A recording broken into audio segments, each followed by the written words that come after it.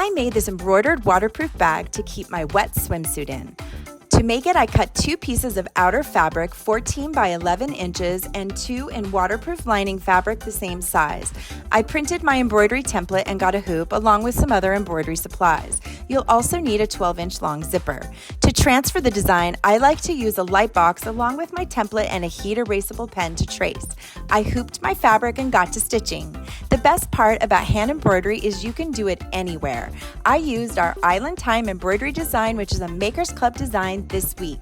To remove the template, I simply pressed my finished embroidery.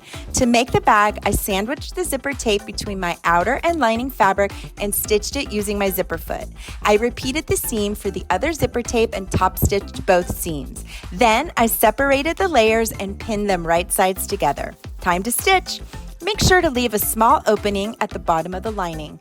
To give the bag structure, I boxed the corners. After clipping, I turned the pouch to the right side through the opening and hand stitched it closed.